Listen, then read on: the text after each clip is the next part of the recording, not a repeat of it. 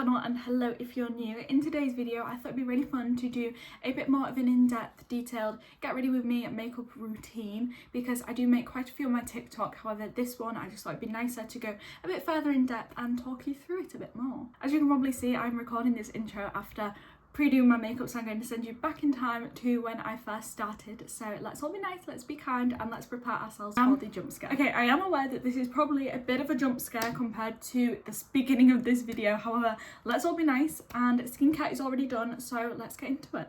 The only part left of my skincare routine is to apply my SPF. This is the La Roche-Posay Factor 50 Plus, and I'm obsessed. I've been using this every single day, and to be honest, I am usually quite bad at remembering to apply SPF, so this has been a game changer. I just keep it with all my makeup so I can't forget, otherwise it just stares at me and, you know, it's like, shame. Use SPF, guys, use it. This also acts as a really nice primer for your makeup. And it just smells like summer, which is what we need, because the weather right now, I don't even know what it's doing. It's toing and throwing, it can't decide what it wants. So we just take a moment to appreciate the glow of sun cream and just how amazing it feels when you put it on. Get me on a beach. Now, the whole point of today's video is my natural makeup routine, like what I do every single day. So we have to start off with the e.l.f. Halo Glow, which is just my go-to thing. It is one of my favourite products. When it comes to makeup, I am an absolute creature of habit, so get used to the term and the phrase. I have used this for forever because I truly have. Once I find something I like, I very rarely change it. So the e.l.f. Halo Glow, again, this is just such a nice, glowy, natural base, which is my vibe. I believe this is actually the dupe to the Charlotte Tilbury Flawless Filter. However, I've not actually used the Flawless Filter as of yet, so I can't really compare, but this works genius. For concealer, I changed this recently actually. This is the NYX Bear With Me Concealer Serum, and I'm loving it. I've had it for a couple of weeks now, and it just adds that slight bit more coverage, but still very natural, very skin-like. It doesn't go cakey. I really just use my fingers to apply this, and then I'll go in with a brush, and it just feels like you're applying just a normal moisturiser and a cream. I do have quite dark under eyes, so you know, we want to lift those as much as possible, get in, because I do get some redness around my eyes, and then I'm just popping some on my forehead just because I do have a couple of blemishes up there, which we do not want. Next, we have to sort out our eyebrows. This is the Collection Colour Lash and Brow Mascara. I just use this on my brows. I don't really fiddle with them too much. I just usually apply some gel just to sort of shape them a bit more from probably where they got a bit messed up from sleeping, but they are quite natural and dark, so I don't really like to touch them too much because I don't want them to look like just blocks on my head. And there we go, that is as simple as that. That is our base finish. Now I'm just gonna pop on some setting spray briefly just to melt that in. Now we're on to my favourite section, which is where we sort out the blush, the mascara, the lips. This is the e.l.f. Monochromatic Multi-Stick, and what shade is it? It's in the shade Glittering Guava. I don't apply highlighter when I use this. I normally save highlighter for a bit more of a full glam day. This actually has like a bit of a highlighter shimmer, so it's perfect for an everyday blush.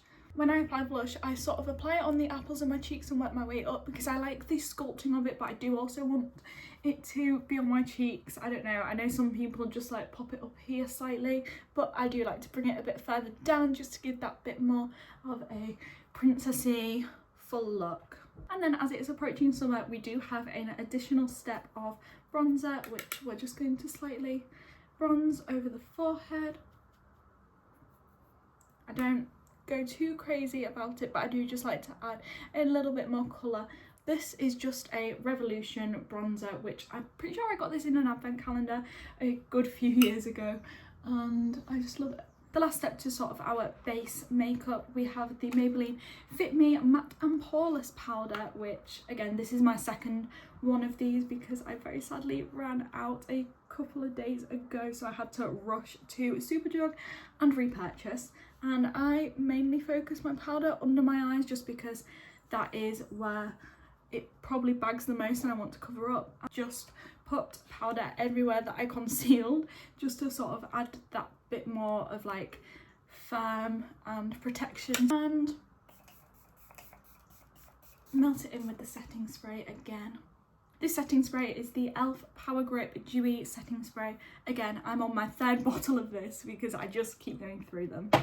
And my biggest tip, especially if you're going on like full glam, going out somewhere and you want your makeup to last, use this after pretty much every step. Now we're finally on to the stage, which is my most favourite stage of all. It is mascara. So we have the Maybelline Sky High, again, one of my fan favourites. I actually use an eyelash curler because I have a fear of them, so I just use my finger and push up my lashes.